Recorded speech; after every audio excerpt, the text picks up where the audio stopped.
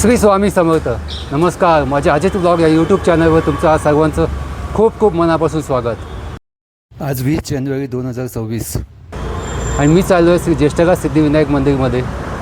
तिथे आज दुसऱ्या दिवशी मागी गणेश उत्सवचा उत्सव चालू आहे. त्यानिमित्त तिकडे आज कीर्तन आहे. तर चला आपण तिकडे जाऊ आणि ते कीर्तन पाहू.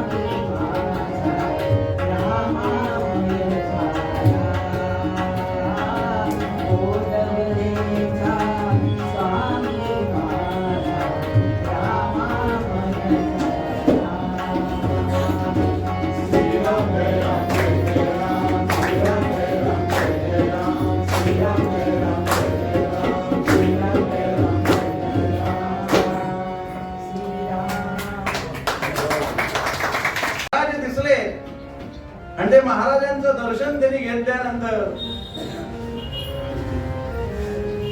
तो थक्क झालाय. कोण आहेत महाराज? असे कमरेवर ते हात ठेवले आणि महाराजांकडे बघून तो थक्क झाला. विचार करतो कोण आहेत पर हे? महाराजांनी त्याचा प्रश्न मनातला ओळखला. म्हणाले तुला कोण वाटतो मी? त्यांनी सांगितलं, म्हणाले तुम्ही काहीतरी विशेष आहात. कोण आहात सांगता येत नाही. मी सांगू का? म्हणाले कोण आहे?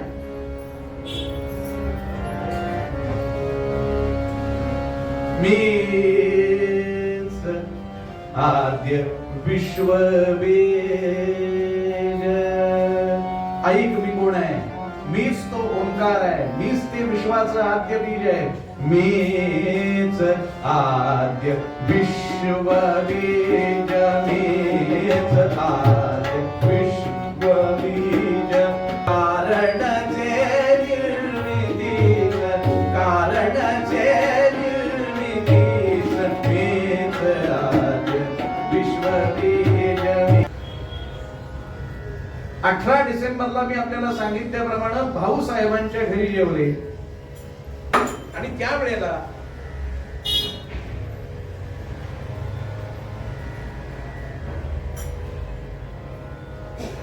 त्यांच्या बोलण्यावरून अंदाज आलेला होता की आता ते जास्त दिवस थांबणार नाही. लगेचच दुसऱ्या दिवशी 19 तारखेला 19 डिसेंबर 1913 शुक्रवार होता. शाळेचे जे अधिकारी काळे नावाचे त्यांनी महाराजांना जेवायला बोलवलं होतं. म्हणून भाऊसाहेबांच्या बरोबर महाराज काळेंकडे गेले आणि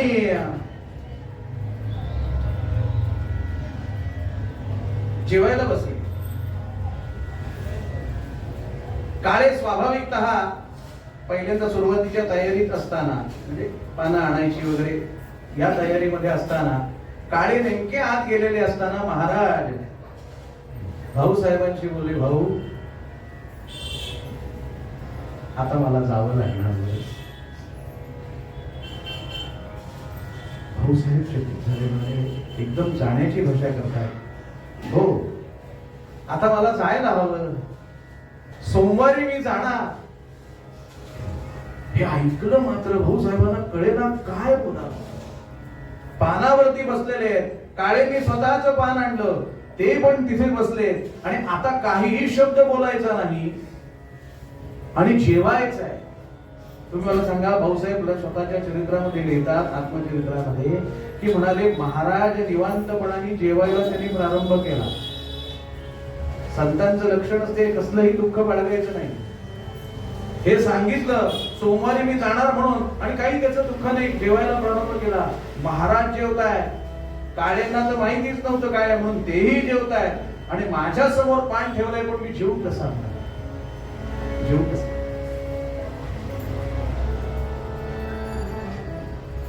मनामध्ये सारखं दुःख आहे.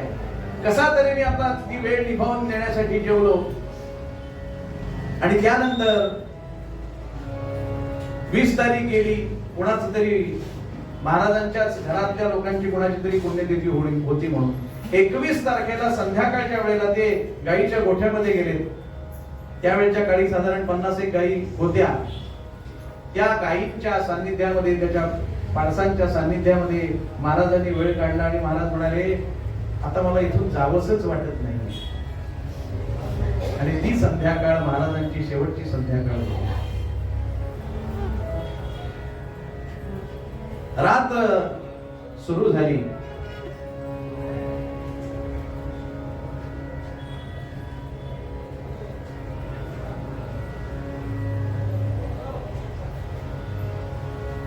आणि निर्वाणीचे अभंग सुरू झाले. राम बोला एक वेळ, राम बोला भजनाचा शेवट आला. महाराजांचे अभंग आहेत निर्वाणीचे. शब्द काय आहेत? भजनाचा शेवट आला, एक वेळ राम भोला, एक वेळ राम भोला. आज पुण्य पर्व काळ पुन्हा नाही ऐसी वेळ. आज पुण्य पर्व काळ पुन्हा नाही ऐसी वेळ. राम नाम वाचे बोला, आत्मसुखा माझे डोला, आत्मसुखा माझे डोला. भजनाचा शेवट आला, एक वेळ राम भोला, एक वेळ राम भोला. दीनदास सांगे निकार, राम नाम स्वामी शिक्का. दीनदास सांगे निकार, राम नाम स्वामी शिक्का. राम नाम स्वामी शिक्का. भजनाचा शेवट आला, एक वेळ राम भोला, एक वेळ राम भोला. महाराजांनी निर्वाणीचे अभंग म्हटले आणि त्यानंतर हळूहळू उत्तर रात्र संपताना खोलीमध्ये असताना आपला देह त्याग सहज केला रामनामाने. आणि हा नामावतार त्या ठिकाणी शांत झाला.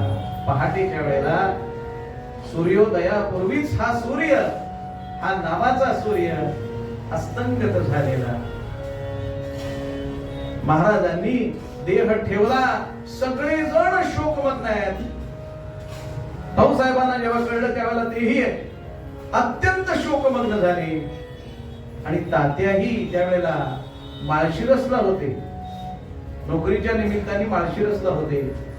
तात्यालाही ही बातमी कळली. कधी कळली? खरं म्हणजे त्यावेळेला 21 डिसेंबर म्हणजे 21 डिसेंबरची उत्तर आता मी 22 आता उजाडली होती 22 डिसेंबर. त्यावेळेला माळशिरसवरून ते नात्या पुत्याला आले होते. का आले होते? त्याचं कारण त्यांची 25 डिसेंबरची जी आपण म्हणतो नाताळची सुट्टी, ती साधारणतः त्या दरम्यान आलेली होती. म्हणून ते नातेपुत्याला आले. नातेपुत्याला कुणीतरी गोंधळेची मंडळी म्हणजे दहीवडीची मंडळी तिथं आलेली, त्यांच्यामध्ये चर्चा ऐकायला आली. आणि ती बातमी ऐकली मात्र तात्या लगोलग निघाले. काय ऐकतो मी? प्रत्यक्ष पाहायला पाहिजे, खरं आहे का हे? कारण त्याच्यावर विश्वास ठेवणं कठीण. आणि त्याच्यानंतर ते मजल करत वेगळ्या वेगळ्या मार्गाने येत येत 24 तारखेला गोंधवल्यामध्ये पोहोचले. आणि ते पाहिलं त्यांनी. 23ला संस्कार झालेला होता आणि 24ला सगळीच्या सगळी मंडळी तिथे दुःखमुक्त झालेली होती. ते सगुण रूप महाराजांचं आता पुन्हा दिसणार नाही. ते अत्यंत प्रेमळ, अत्यंत गोड बोलणार असं व्यक्तिमत्व आपल्याला पुन्हा दिसणार नाही. याचा शोक सगळेजण करत होते. अहो, काही जणांनी तर स्वतःचा देह चितेवरती उडी मारून संपवायचा याच्याकरता सिद्ध झालेले असताना इतरांनी त्यांना अडवावं. आजपर्यंत आपल्या जीवनाला जो आधार होता तोच गेला. तात्यांनाही अत्यंत दुःख झालं. पुढे काही दिवसांमध्ये घटना अशी की भाऊ मध्ये आधी असं म्हणत असत की आज मला महाराज भेटले, पण इतकं त्यांचा जीव समर्पित झालेला होता महाराजांच्या चरणी की मध्ये मध्ये त्यांना प्रत्यक्ष महाराज भेटले असा भास व्हायचा. मला महाराज भेटले होय, आणि मला सांगत होते मी कुठं गेलेलो नाही, बरं मी तुमच्यातच आहे, काळजी करू नका, मी तुमच्यातच आहे, मी कुठं गेलो नाही. अनेक वेळेला भेटायचे आणि आपण स्वतः आहोत याची साक्ष द्यायचे.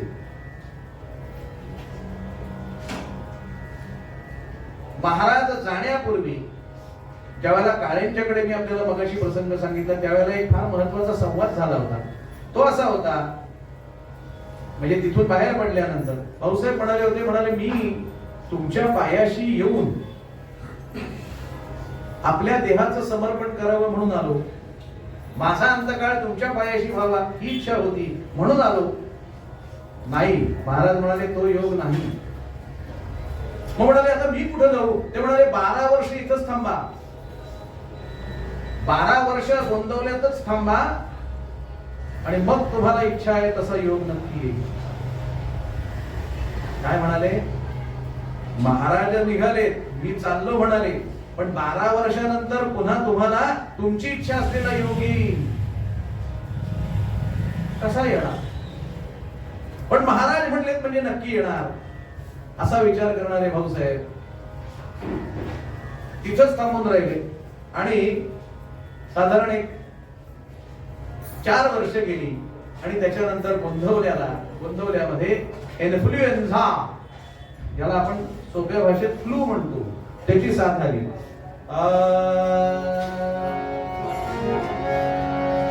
1918 साल, 13 साली महाराज गेले, 18 साली 1918 साली 1918 साली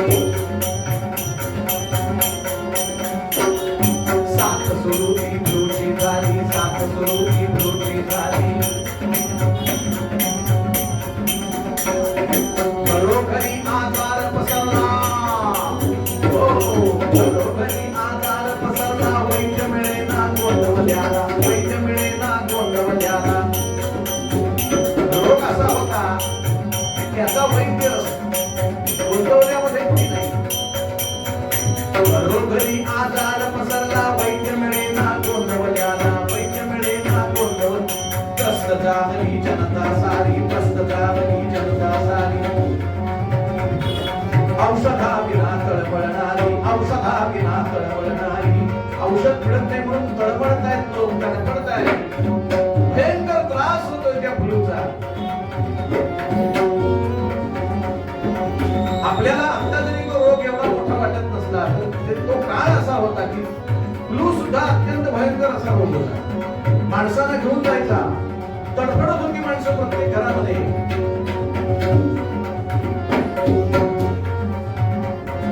त्रस्त झाली जनता सारी, औषधाविना तळमळणारी, औषधाविना तळमळणारी. बाहुनी भाऊ दुःखी झाले, बाहुनी भाऊ दुःखी झाले. भाऊ अत्यंत दुःखी झाले.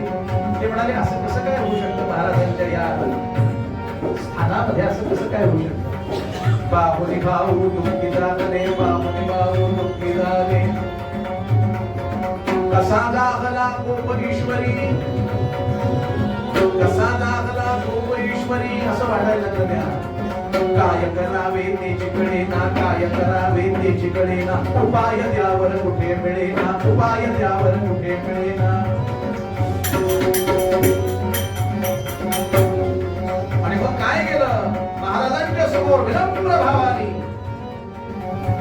त्यांचं स्मरण करून मनोमन प्रार्थना केली. दुसरं काय करणार? विनम्र भावे नमोनी श्रींना, विनम्र भावे, विनम्र भावे, हो विनम्र भावे,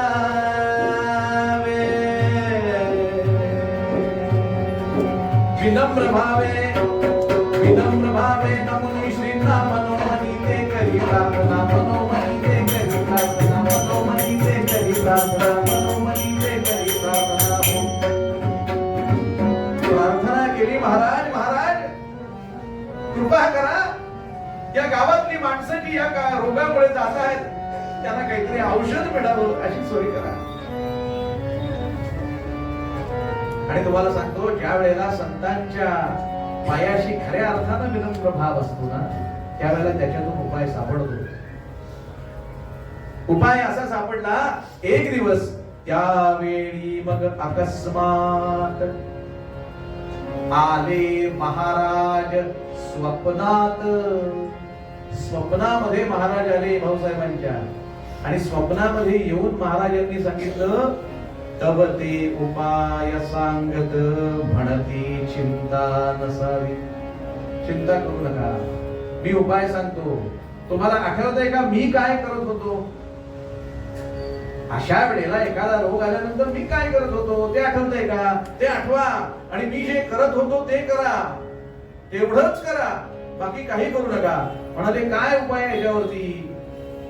आला आहे ताप ज्याला, आला आहे ताप ज्याला, सुंठ लापशी द्यावी त्याला. आणि पुढे नित्य मुखाने श्रीराम बोला. काय मग सांगितलं उपाय? सुंठ लापशी द्या आणि नित्य मुखाने श्रीराम बोला, बरे वाटेल तयांसी. सुंठाची लापशी मी देत होतो ना, तशी तयार करा. मोठं पातेलं ठेवलं भाऊसाहेबांनी, आणि त्याच्यामध्ये सुंठाची लापशी तयार केली, आणि सगळ्यांना सांगितलं महाराजांचा प्रसाद आहे या. त्याच्यामध्ये त्या सुंठीच्या लापशीमध्ये महाराजांच्या पादुकांचं तीर्थ मिसळायचं थोडंसं, आणि ते प्यायला द्यायचं.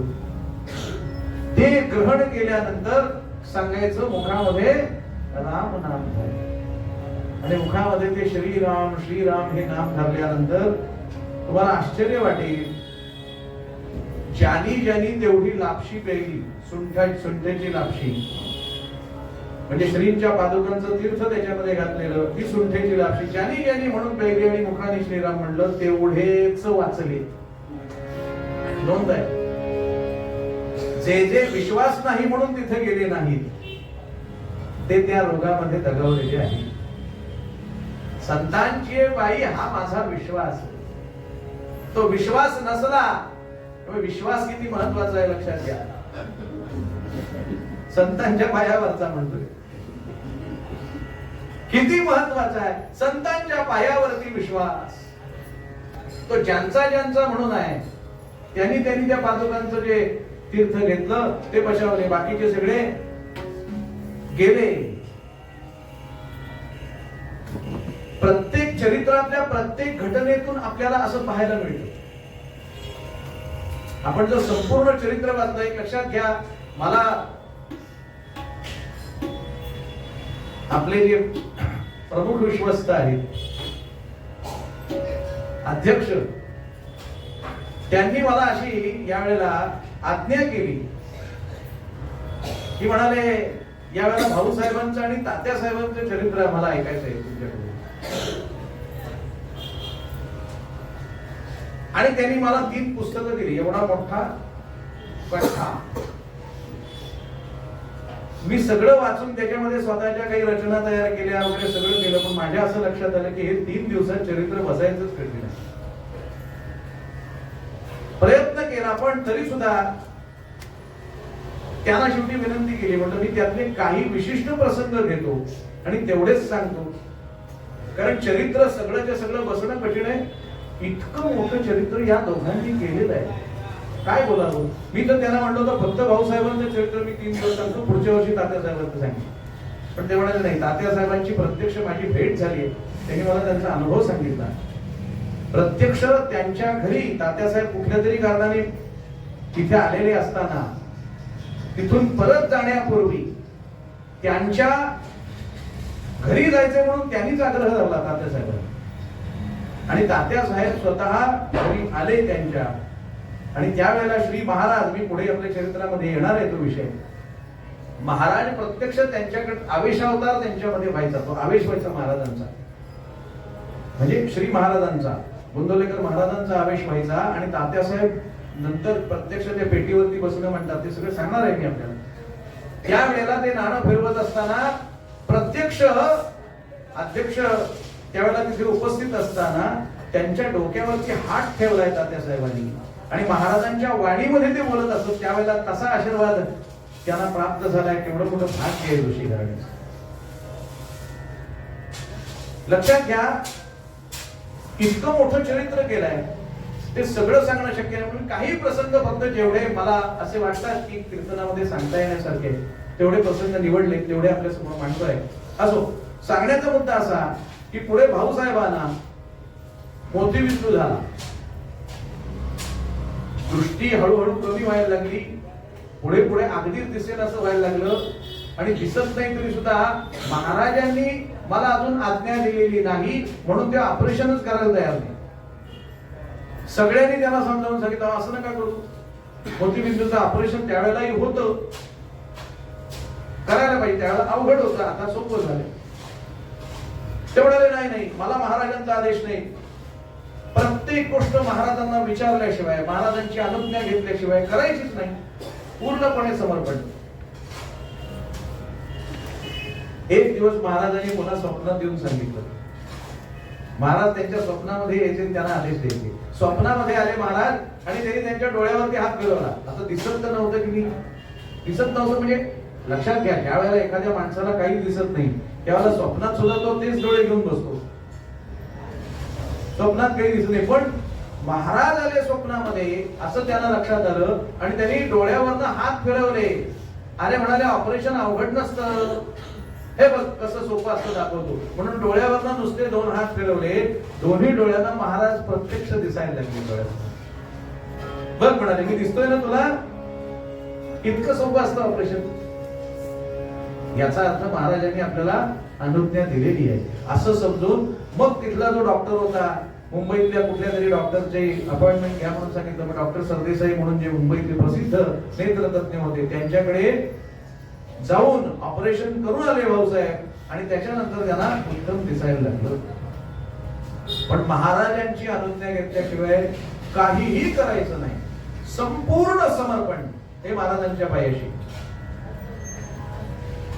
महाराजांच्याच कृपेने पुढे तात्यांना वेगळ्या वेगळ्या नोकऱ्या करायला लागत होत्या. तर मिलिटरी अकाउंट्स मध्ये त्यांना जी नोकरी लागलेली आहे 1917 साली,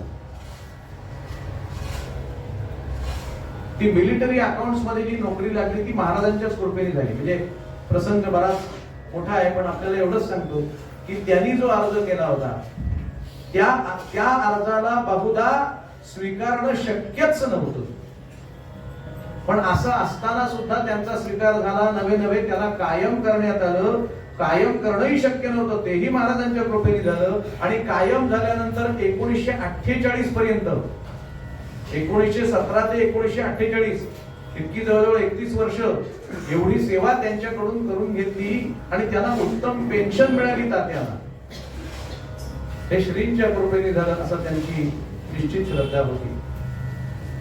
आणि प्रत्यक्ष तात्यासाहेबांचा जो आवेश अवतार आहे तो कसा सुरू झाला याच्याबद्दलची आता माहिती महत्वाची सांगतो.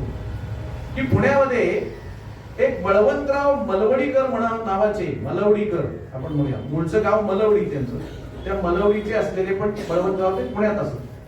बळवंतराव मलवडीकर म्हणून होते. त्यांच्याकडे एक असा कागद होता, त्या कागदावरती मुळाक्षर लिहिलेली असायची आणि त्याच्यावरती बदामाच्या आकाराचा असा लाकडाचा तुकडा ते ठेवायचे आणि ते ठेवल्यानंतर त्याच्यावरती बोट ठेवल्यावर त्यांचा हात फिरायला लागायचा.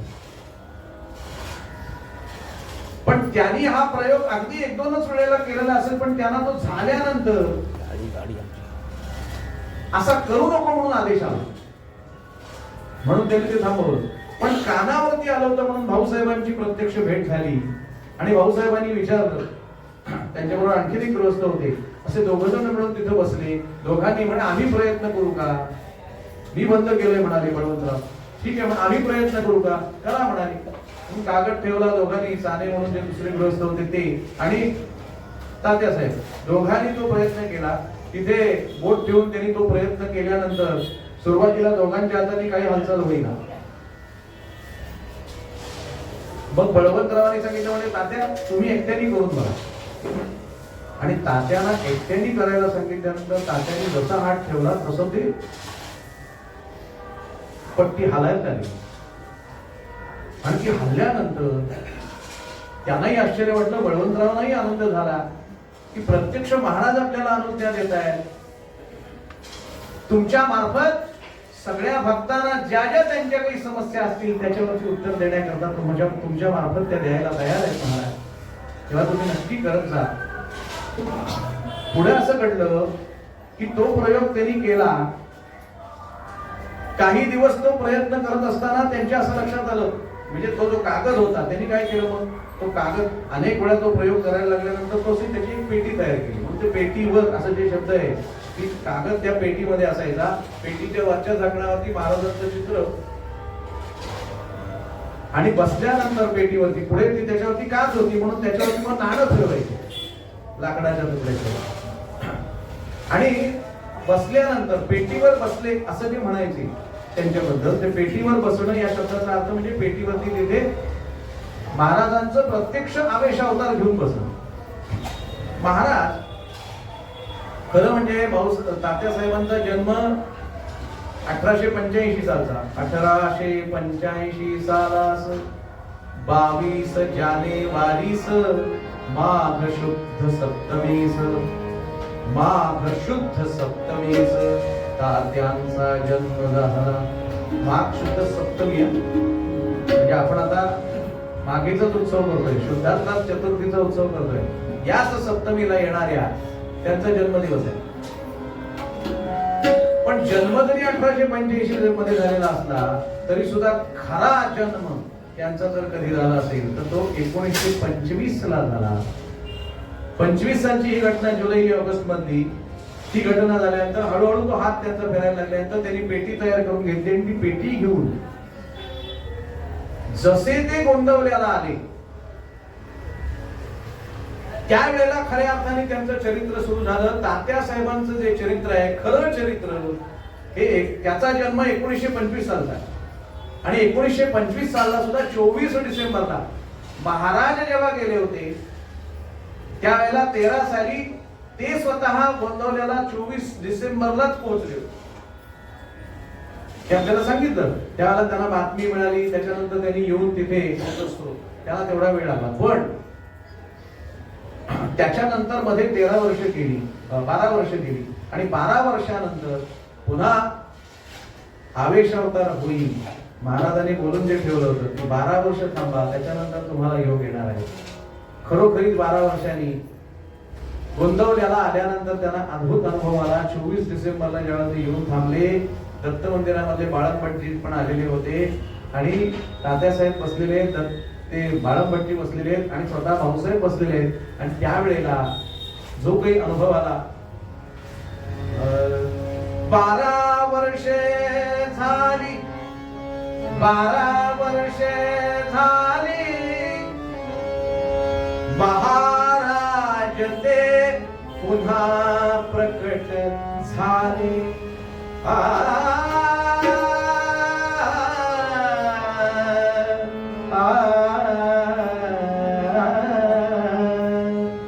12 वर्षे झाली, महाराज ते पुन्हा प्रकट झाले. आणि तात्यांचं जरी शरीर असलं तरी त्याच्यातून जी वाणी यायला लागली महाराजांची यायला लागली. तनु तात्याची जरी, तनु तात्याची जरी, वाणी रूपे महाराज आले. राम राम हरे हरे राम राम राम राम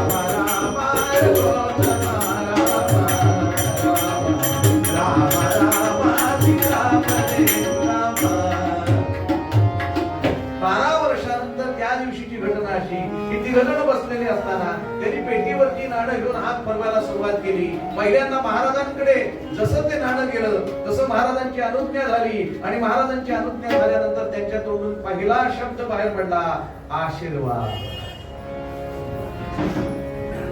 हा जो शब्द आहे आशीर्वाद, जेव्हा जेव्हा महाराज यायचे त्यावेळेला पहिला शब्द तो उच्चारला जायचा. या बरोबर असं म्हटलं की तो आवेशावतार संपला, शेवटचा शब्द या बरोबर. पण सुरुवातीचा आशीर्वाद असा शब्द कधी यायचा? ज्या वेळेला ते पेटीवरती बसायचे, ज्या वेळेला तो हात फिरायला लागायचा, महाराजांना आधी वंदन करायचं आणि महाराजांना वंदन केल्यानंतर हात फिरायला लागला की पहिलं महाराजांकडे जो गेला हात की त्याच्यानंतर मग त्या मुळाक्षरावरून फिरल्यानंतर त्या प्रश्नांची उत्तरं त्यानुसार द्यायची. आणि त्यांच्या मुखातून आता 24 डिसेंबरला तर प्रत्यक्ष जी वाणी बाहेर पडली ती प्रत्यक्ष वाणीच महाराजांची होती. ज्यांनी तो अनुभव घेतला त्यांना हे लक्षात आलं की 12 वर्षांनी स्वतः महाराजच पुन्हा आलेले. काय ते प्रेमळ बोलणं, काय तो गोड स्वर. आणि भाऊ साहेबांना स्वतःला सुद्धा याचं भान नसायचं, तात्या साहेबांनाही भान नसायचं.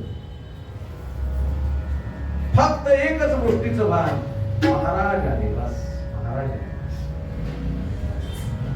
आणि महाराजांनी नंतर इतक्या लोकांना तुम्हाला सांगतो त्यांच्या समस्यांचं उत्तर दिलेलं आहे. गोपीनाथ पंत आहेत का? नाही येत.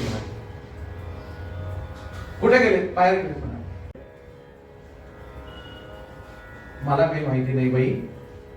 तर ते म्हणे मला माहिती नाही कोण आहे, पण गोंदवल्याचा रामदास म्हणून त्यांनी सांगितलं. मग गोपीनाथ पंतांनी शोध काढायला सुरुवात केली. महाराज कसे काय आले?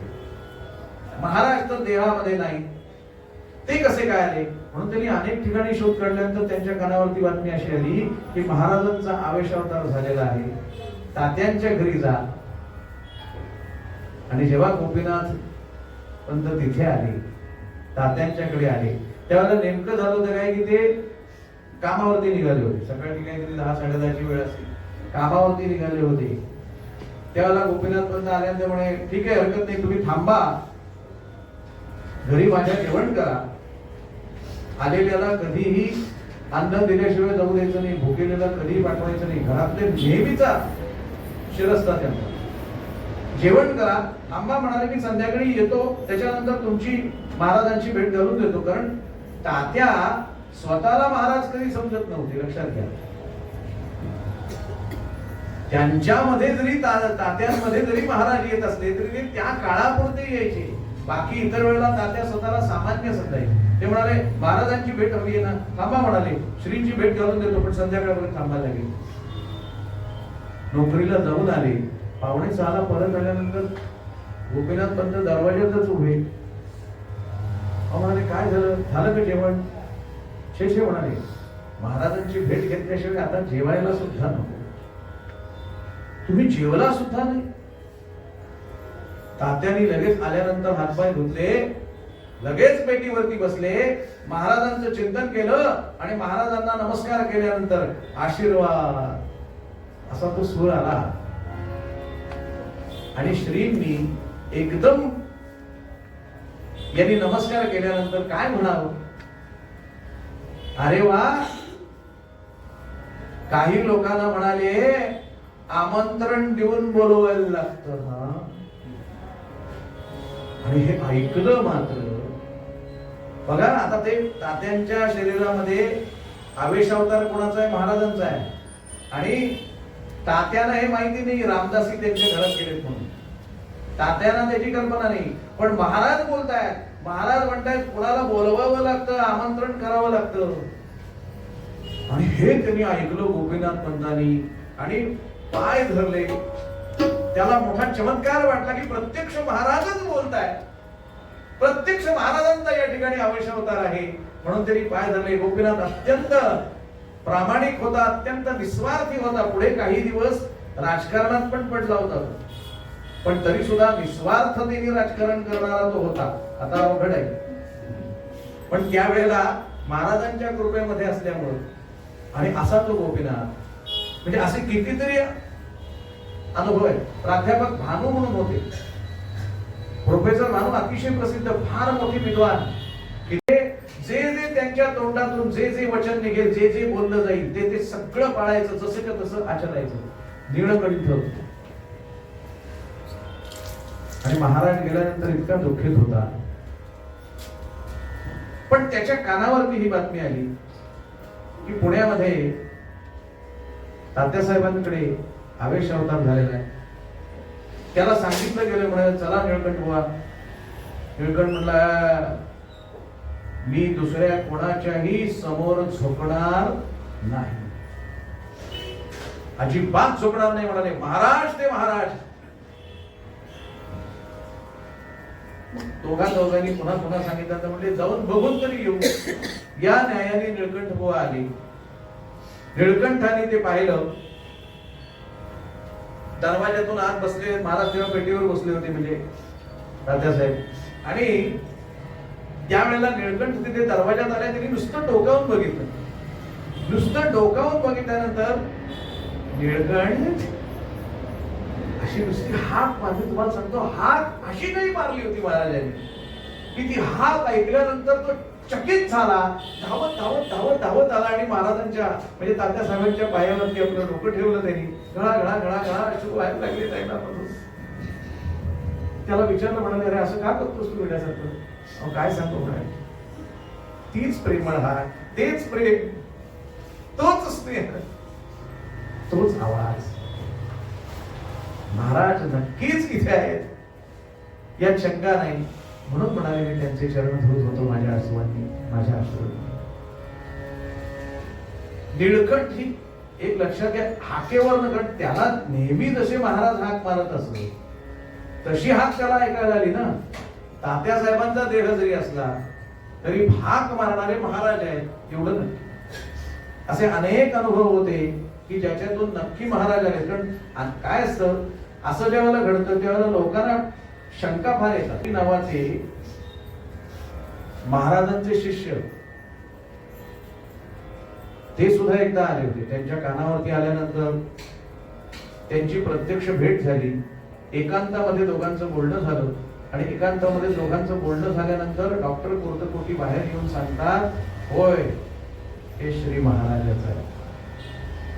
कारण ज्या गोष्टी मी आता त्यांच्या बरोबर बोललो त्या गोष्टी महाराज आणि मी आमच्या दोघांशिवाय तिसऱ्या कोणालाही माहिती नव्हत्या, पण त्या सगळ्या त्यांनी मला सांगितल्या.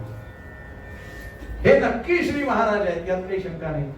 आणि कुर्तकोटी शंकराचार्य असल्यामुळे कुठेही काहीही घेत नसत, पण महाराजांनी सांगितलं म्हणून तिथं त्यांनी दूध घेतलं. आणि एवढंच नाही तर तिथे आलेल्या सगळ्या लोकांना सांगितलं की हरकत नाही तुम्ही महाराजांशी नक्की संवाद करा, पण त्याला व्यवहारातले आपले प्रपंचातले प्रश्न विचारून त्रास देऊ नका. आपलं कल्याण करून घेण्याच्या दृष्टीने काहीतरी विचारा. कारण कुठेही गेला तरी आम्ही प्रश्न असेच विचारतो. त्याच्यानंतर अण्णासाहेब घाणेकर म्हणून एक जण होते, जुने स्नेही होते महाराजांचे. ते सुद्धा त्यांनाही तोच अनुभव आला की प्रत्यक्षात जी घडलेली घटना होती ती महाराज आणि अण्णासाहेब यांच्यामध्येच माहिती होती. इथे तात्यासाहेबांसमोर आल्यानंतर त्यांनाही तीच घटना बोलून दाखवली. हे महाराजांचं निश्चित अस्तित्व ज्याला म्हणतो इथं आहे. पुढे वार्षिक गोंदवल्याचा जो पुण्यतिथी उत्सव होता तो आला. दरवर्षी पुण्यतिथीचा उत्सव जसा होतो तसाच तो आलेला होता. तो श्रींच्या पुण्यतिथीचा उत्सव श्री गोंदवल्याचा. तो श्रींच्या पुण्यतिथीचा उत्सव श्री गोंदवल्याचा. आणि तात्या पेटीवरती बसलेले असताना त्याला काय म्हणतात, आतापर्यंत उत्सव झाला तो तुम्ही केलात काय? प्रश्न काय होता, आतापर्यंत उत्सव केला तुम्हाला असं वाटतं का तो तुम्ही केला म्हणून? श्री रामाच्या कृपेने उत्सव होत असतो. तुम्ही का काळजी करताय? तुम्ही कसलीच काळजी करू नका. श्रीराम असे करता तो श्रीराम असे करता व तो श्रीराम असे करता करता श्रीराम असे करता करता श्रीराम असे करता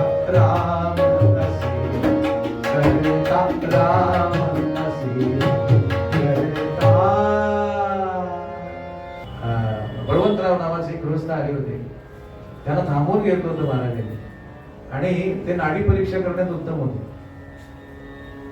त्यांनी एक प्रश्न केला महाराजांना. ते म्हणाले शेवटच्या वेळेला म्हणाले ज्यावेळेला मृत्यू होतो त्यावेळेला 1000 इंगळ्या चावल्यासारखा असा भास होतो म्हणाले. 1000 इंगळ्या चावल्यानंतर मृत्यूच्या वेळेला असं म्हणाले मी ऐकलंय. खरं आहे का ते? ते म्हणाले ते काय खरं असो नसो तसं होत असलं तरी सुद्धा लक्षात ठेवा त्यांनी आयुष्यभर नाम घेतलं त्याला त्या वेदनेचं स्टेशन लागतच नाही. तात्यांचं उत्तर आहे वेदनेचं स्टेशन लागत नाही. सहज देह सोडला जातो. आणि खरोखरीच याचं प्रत्यंतर तुम्हाला येईल म्हणे. तुम्हाला मृत्यूचं भय वाटत नाही का? भाऊसाहेबांनी उत्तर दिलं मृत्यूचं भय कशा करता वाटावं. इथेही महाराजांकडे राहिलो आणि तिथेही महाराजांकडे जायचंय. मृत्यूचं भय कशाला वाटत. आणि असं करता करता भाऊसाहेबांचे शरीर थकले, अवयव सारे क्षीण झाले, सर्वस्वाचे समर्पण केले महाराजांचे पायी. भोग भोगून सर्व संपले, पुनर्जन्माचे कारण न उरले. श्रींनी स्नेहाने बोलविले त्यांच्या चरणाजवळी. एक रात्रीला महाराजांचं स्वप्नात दर्शन झालं आणि जणू महाराजच बोलवतायत, हाक देतायत असं भाऊसाहेबांना लक्षात आलं. महाराज हाक मारतायत, म्हणतायत पुण्य काळ आलाय, येणार ना? आणि भाऊसाहेब काय म्हणतायत? जी महाराज, जी महाराज, जी महाराज, या बरं, त्या बरं. म्हणून त्यांना हाताला धरून प्रत्यक्ष महाराज घेऊन गेलेले त्या आनंद सागराकडे. भाऊ म्हणतात माझी वाटचाल सुरू झाली आणि नंतर माझ्या कानावरती महाराजांचे शब्द आहेत, भाऊसाहेब तुम्ही मला ऋणी करून घेतलं, ऋणी करून घेतलं. देवा जय देवा जय जय समर्था, श्री ब्रह्मा जय तन्न सद्गुरुनाथा, जय देवा जय देवा.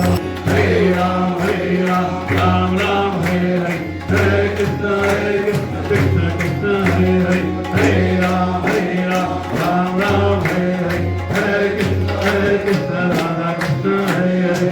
मंगलमूर्ती मोरया. आज ज्येष्ठगाव सिद्धिविनायक मंदिरमध्ये मागे गणेशोत्सवचा उत्सव चालू होता. मध्ये आज इथे कीर्तन होतं. कीर्तन छान होतं, खूप बघण्यासारखं होतं आणि मन प्रसन्न झालं. हा व्हिडिओ पाहून तुम्हाला जर आवडला असेल तर लाईक करा, शेअर करा आणि न चुकता सबस्क्राईब करा आणि खालती बेल आयकॉन दाबून ऑल नोटिफिकेशन सिलेक्ट करा म्हणजे तुम्हाला नवीन नवीन व्हिडिओ पाहता येईल. श्री स्वामी समर्थ.